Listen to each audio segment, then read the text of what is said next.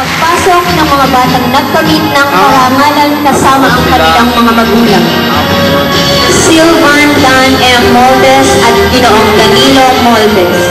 Ito ang araw ng pagtatapos ni Sylvan bilang isang elementary student at ito rin ang simula ng pagbabago sa kanyang buhay. Dating nakatira sina Sylvan sa Taguig. Dala na rin ang kahirapan, napilitan silang lumipat at pansamantalang manirahan dito sa ilalim ng tulay sa Mandaluyong. Nakitira po kami sa biyenan ko sa Tipas. Kaya lang po siyempre, nagbabiyahe po siya. Pagod na, tapos maagang-maaga na naman babiyahe na naman para pumasok dito. Naawa na po ako sa anak, kaya po nakiusap kami dito sa caretaker po na kung pwede dito muna po kami para mas malapit po kami. Tanging ang kinikita ng amang si Mang Danilo sa paggawa ng mga sapatos ang kanilang ginagamit sa araw-araw nilang pamumuhay. Nagre-repair po ako ng sapatos ngayon dito sa ilalim ng tulay. Araw-araw nandyan po ako sa tulay para makapag-aral din po ako ng mga anak ko para makatapos po sila.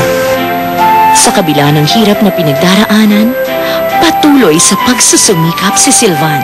Ngayon po, mahirap po kami. Kaya nga po, naghihirap po ako sa aking pag-aaral. Nagsisikap po ako makapagtapos. Buong tapang niyang hinarap ang bawat pagsubok sa buhay. Kailanman po, hindi po naging hadlang yung hirap po namin sa aking pag-aaral. Sapagkat alam ko po, may talino pong binigay sa akin ng Diyos at kailanman, hindi niya po ako papabayaan.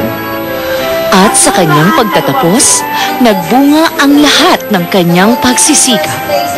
Nagtamo ng unang karangalan. Sylvan Dan M. Moldes. Masayang-masaya po ako dahil siya ang nakakuha. Sa kabila ng kahirapan namin, inabot niya po ang tagumpay para sa amin po lahat. Ang edukasyon ang kanyang nagsilbing bubong tungo sa magandang kinabukasan. At ang kanyang pamilya ang kanyang naging haligi sa pagtupad ng kanyang mga pangarap. Edukasyon po ang susi sa kinabukasan ko. Mahalaga po ang edukasyon sa bawat isa sa tao sa loob.